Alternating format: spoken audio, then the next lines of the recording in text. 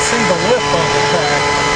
Well, I think they only put it so far because they wouldn't want to push it, especially when people have $4,000 to $6,000 per car. Yeah. You know, so they're not going to risk someone's car over a cable. I would hope not. I couldn't see it, or else they wouldn't have been they wouldn't be operating as long as they have either.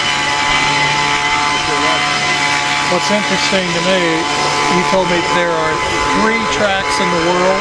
No, in the U.S. In the U.S. There's probably, I don't know, 30 tracks in the world.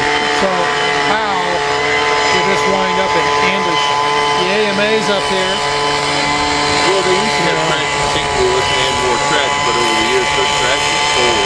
Actually, AMRCA is currently based in New York. They moved. Whoever cares about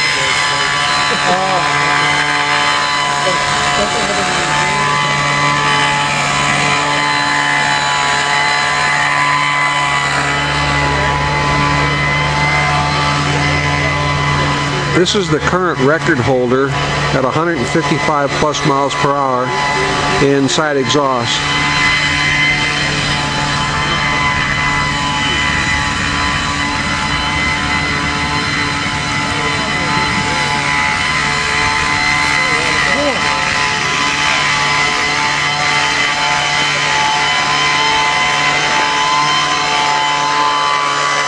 Each car is almost handcrafted by each individual. They put their own spin on it, make them go. The sound you hear in the background, they're cleaning the track, getting prepared to race. These are a couple cars. This one here is a Nelson powered car by John Ellis, and it has independent suspension. If you'll notice, it has a U-joint. It has front suspension with a shock absorber. That's to take out some of the roughness of the track and maybe go fast. Side of this intake is phenomenal. You can it feels like you can put your foot in it, but look at the size of that thing compared to the head. I would say it's 9/16, maybe 5/8. So the timing on this engine is something. This one runs on crankcase pressure, as you can see here, and then there's the fuel line going to the carburetor. And on the front of this tank, John Ellis designed this little pop-off area. It's probably got a check valve in it. It's preset, so you can start the engine, and then when the crankcase pressure comes on and makes the engine go, that's what allows it to all take place. Here is another John Ellis car. This has solid suspension with John's Eagle engine in it that he custom builds. And there's the battery for the ignition. That's the tune pipe, quarter wave, or would that be quarter or half? Whatever. And these fuel tanks are just beautifully made. And this has a balsa body here. You can see that rides on it. And it's about a ½ inch shorter than this one here that has a fiberglass body. So, something to see. We're going to move over here. Here's another car, OS 46. Looks like the control line motor, but it's just an OS 46. The green thing up is the fuel shut-off mechanism. So if they need to shut it off while it's running, they put a broom down, it'll slide back and pinch the fuel line. Right there. Okay. And then there's the different bridle techniques for holding the car. As you can see, the bridles on these, they're locked into the car, and they're not 90 degrees to the body. They're about 5/8 of an inch swept forward. So let's swing over here to another one. Here's another car with another OS engine in it. You can see the ignition battery on top of the third member transfer case. the flywheel, and the brass tank. It has single point suspension up in front, fiberglass fuselage. There's only 3 tracks. You don't have much choice. Over here, he's fueling up, putting some secret sauce in it. Nothing secret about this. I know. And this is an aluminum body that was handcrafted. It's just beautiful. There's no dents or anything, and it's just unbelievable workmanship.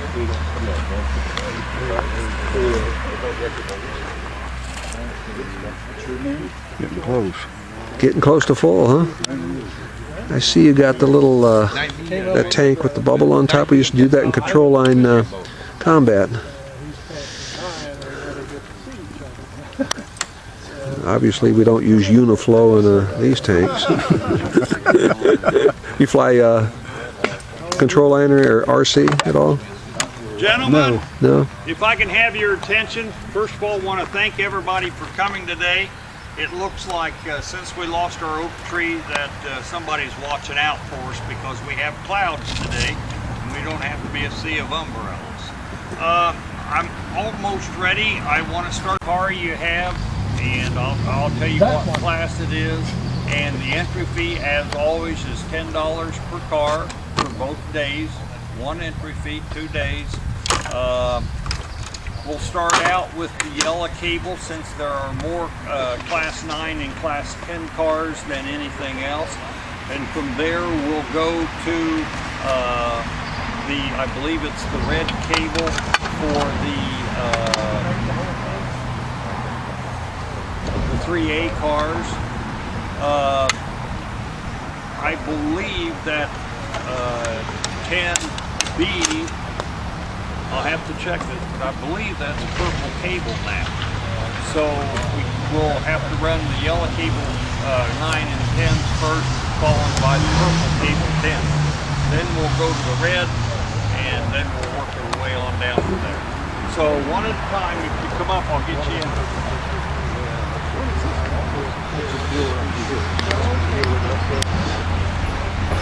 This is like a big, it's a big plunger. Yeah. Okay. Wally, you going to be one of the ones going first? No, Nope, I was going to say you this is 3A. just prepping. This is the second bunch. Okay.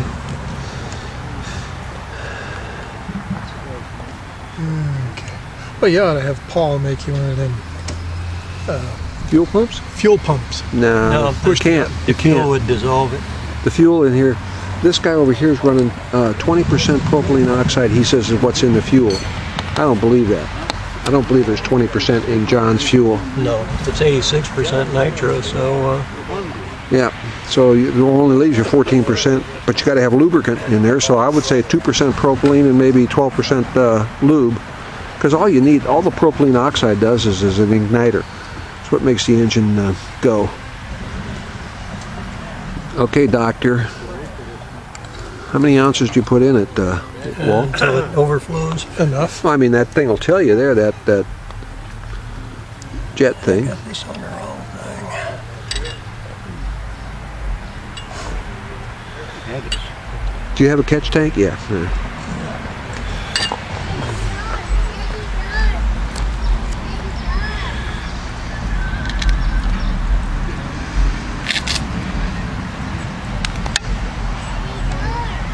Felt the pressure? Yeah.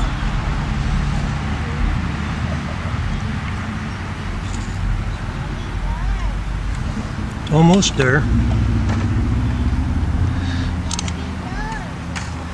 One more little squirt just to be sure. Is that all the fuel you have, Walt, with you? Yep. So, may get 2, could possibly get 2.5, 3 runs maybe? No, actually, it's 2/3 of it. Oh, okay. Well, the last time you ran Rich, you burned up, basically you ran 2 tanks full last time you ran, right? And Yeah. you still got enough here for, Yeah. Okay. hang on to that, George.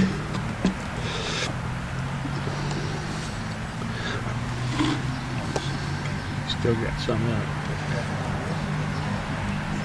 All filled up. That's the head get. How hot does the head get? For this is About 300 degrees. Well, wouldn't it melt that insulation on there? No, no. I think that's a little different. Walt, give us a verbal account of the starting procedure. How do you go about? The starting procedure is have it hooked up to the cable to start with. Then turn on the fuel, and John Ellis says rock it till it pops, but I tried that and I never did get it to pop, so I flipped it about 3 times and it popped. Well, when he says rock, does that mean put it on the ground back and forth? Rock the wheel. Oh, rock the wheel. You flipped the wheel, right? And, well, I rocked it and it didn't do anything, so then I flipped it and it did. It could have started and it scared the hell out of you, right? Well, it could have started, but it didn't. Okay. And then you push it off. And that's what's amazing. You push off. And now, as far as you've got a lever on top there, that's the fuel shut off. So you have to turn that on. Position now. Okay, so you have to turn that on. You have to hook up this this yellow lead, which is a battery on board. Battery to the glow plug. To the glow plug, and that gives you ignition. And so that's before you do that.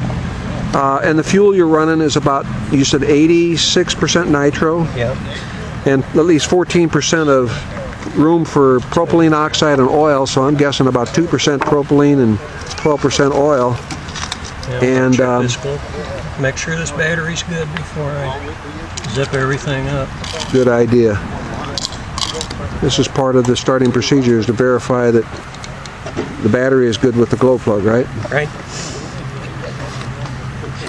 The battery is continually connected to the glow plug? No, Yes. it's unhooked here. Well, I mean, when it's running, yeah. When it's running, you disconnect it, yeah, because it's a glow plug. Well, if you keep that glow plug hot, you can pick up an extra 200, 300, 400 RPM.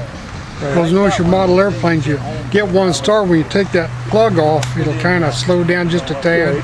To keep that plug, that glow plug hot, it'll pick up a few extra. And different plugs change the timing of the engine. In other words, a cold plug versus a hot plug, you can actually retard or advance the timing ever so slightly, which is equates to maybe 200 to 400 to 600 RPMs. Yeah, a hotter plug is a smaller filament. Smaller filament that burns bright orange, and a colder plug. And a cold plug just barely lights, but it's got a heavier element and can take more abuse. Okay, you're talking about timing.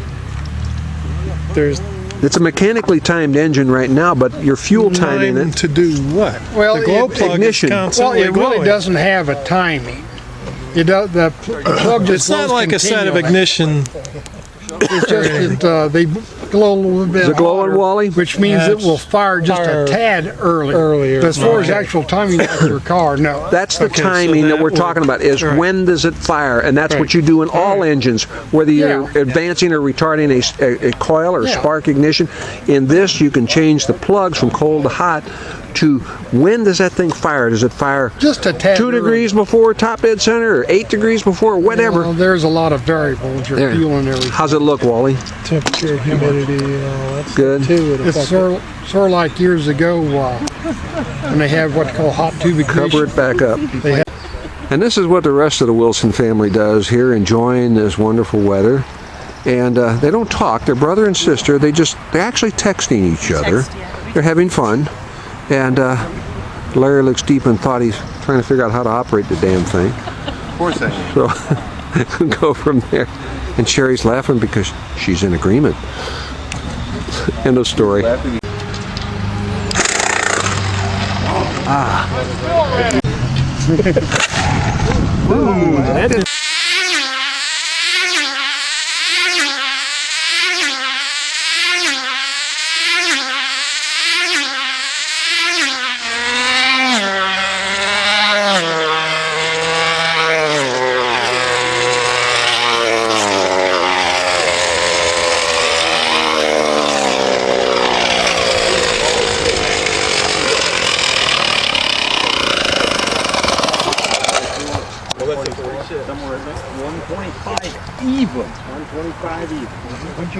What are we talking about? We're talking about getting your car running, right? My car running. You're on video. Yeah. So So what's it going to take to get your car running? than to say it's my turn. Okay. That's it? That's it? That sounds pretty easy. And then he does a lot of finger crossing, I'll bet, Yeah, too. well, yeah, since I had a bad run last He spent a month getting it ready for this month. Oh. Right? Yep. In and out. I got one. Well, Yeah, well, I fixed everything on it that I know to fix, so. well, a lot of people don't know who the guy is standing on the right. That's Jay this is Smith Jay from the Smith. AMA, Model editor-in-chief, Model Aviation. Good guy. And begging Walt for some articles, right? That's right. Yeah, well, we got one there. Look for an article on tether cars soon.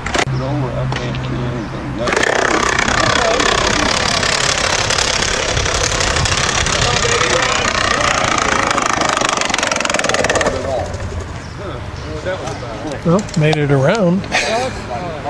Mark said he paid, I think, about 20 or 25 for it, so that's 3 years back, so I'm thinking Let's maybe try and... What is he, Walt? 530, maybe What'd that sound like to you? I don't know. Listen, He's popping, but... it's noisy up here, so That's better. He's running.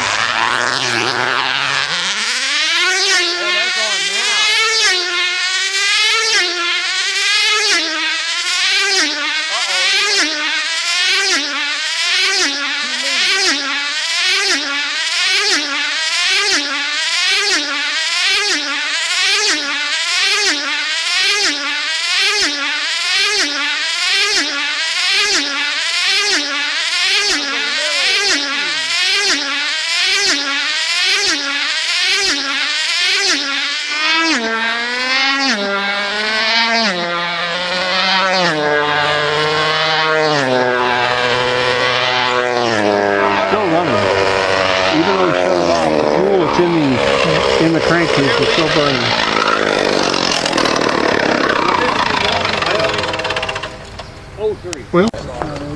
Oh, you got your broomstick back, huh? yeah, you'll have time.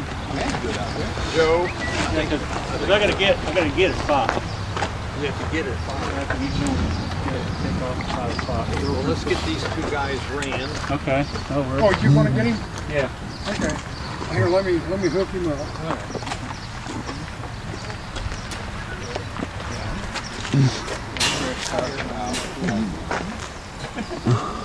Now we're on red cable.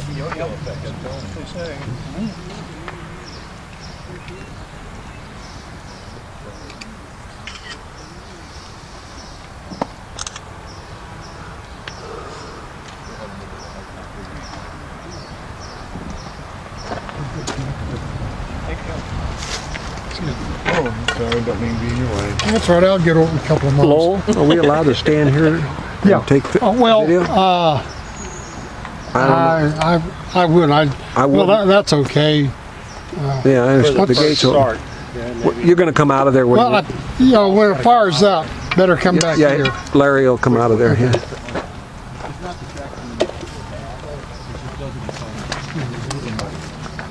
There it is. Oops, excuse me.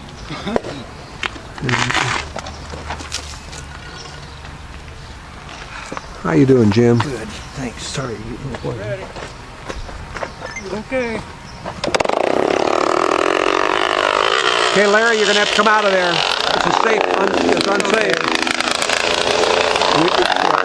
Because if that car comes off through here, it'll hurt. Okay, here we go.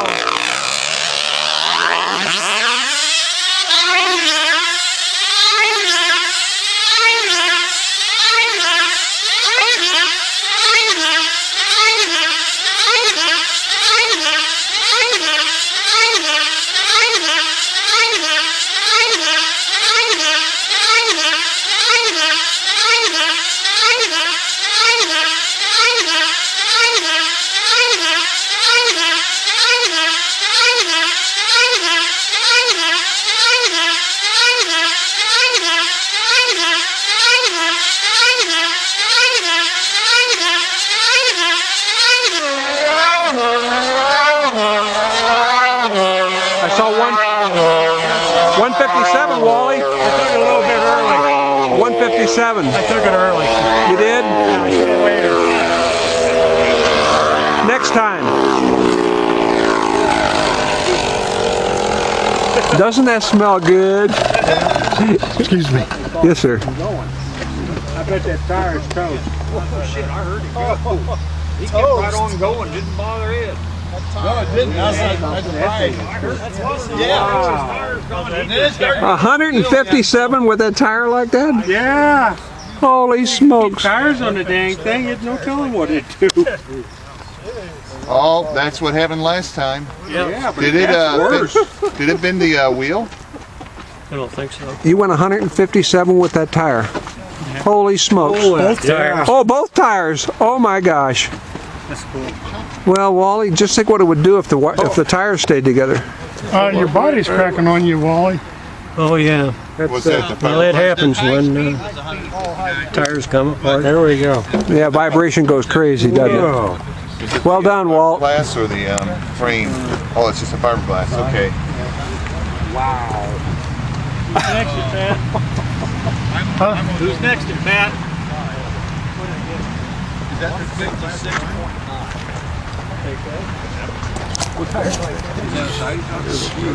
Well, that's a rear exhaust. Okay. Wow. It ate them up. Suck them right in. You know, Walt, it's a shame it didn't start so easy. Beautiful Yeah, run. tough start, huh? Wasn't that a good start? Good average. Just once that popped and you were ready to go. Hey, was that a record or a good average? Just a good average. What's the record for that class? 164. Pretty close, ain't No, I'm sorry, 174. 174. Pretty close for me. How does the tire, like, I know it eats the tread or whatever, but like, how did you know it was off? It was going so It was fast. screaming. The way it was screaming. Okay. It was turning 30,000 or so. I bet it was. You think we ought to let it cool down a little? I think I'm going to let it sit unless somebody runs faster. There you go. That's what I would do. How fast did it go? 156.9. I didn't see the actual result. I saw you running 157 consistently for about 5 laps. Yeah, you missed it by a couple of laps. I hit it early. Well, you had to basically. Those tires are gone. You could have done more damage to the car too, right? Yeah, it did enough damage the way it is. Yeah, What's the matter? well, I know. The body. What tires? Yeah, what tires? That's right. Good grief. You need to, I don't know. You need to find something better tires. They don't make them, do they? No, this is all we got. Well, they do if you want to pay for them. Do they make a laminated tire yet with fabric in it? Bob tried that and it didn't Didn't do it, huh? didn't seem to work too well. Didn't stay together, or just? No traction. So I guess this is a fairly common pattern. Is there a written rule that they need to be that thin, or is that? No, there's no. Is that To my knowledge, there's no rule. Of course, you get more rubber out there, it's more likely to come apart too. Exactly. Centrifugal force. I had one come apart. I had on the motorboard. Then I had a bruise this big. It hurt. scary too? By the way, those particles that come off of there, are they out on the track somewhere where it could cause the car? You have to go look at that and make sure that they don't We do There- periodic. bounce over There them. is one piece out there I There saw, is? but it's inside Oh, well. the marks where they're all running. But I could see that hitting one of those and bingo. That's why you want to watch, when you're watching them, keep your fingers on the outside of the fence. Hey, Walt, Just inside and outside. feel the fiberglass in the back there where the exhaust is. Feel it, see if it's warm. Well, if it wouldn't tear the tires up, it would probably not do that. It's hot, so it's held together though. You had some cracks in the back there, didn't you? And they're not coming back? Yeah, that one. Cracks in the exhaust. Hold on, Phil. Yeah, It's just coming apart. it's coming apart again. Man, that ran good though. Tires, you know what I Oh, mean? that's screaming. Had a good sound to it, didn't it? Oh yeah, My goodness. It wasn't rich, it wasn't lean, it was just right there. it was right. Got something that, there? yeah. I didn't unplug. You got that shut off? Or did you unplug it? No, never fit. You think it came off in run? Probably the vibration. Didn't stop it, did it? It was running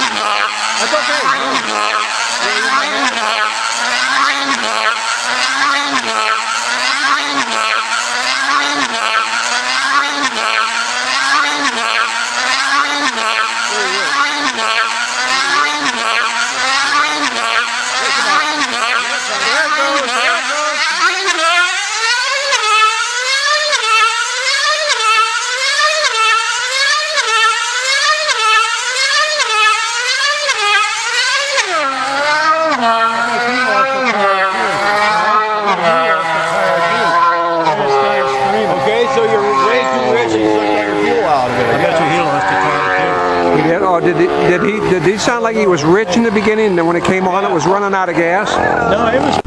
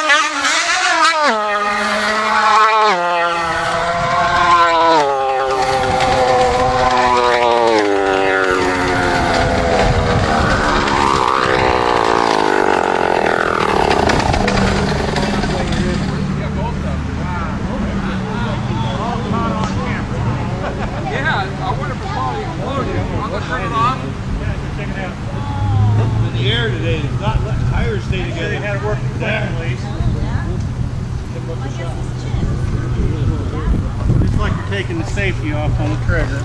Reach down, bit.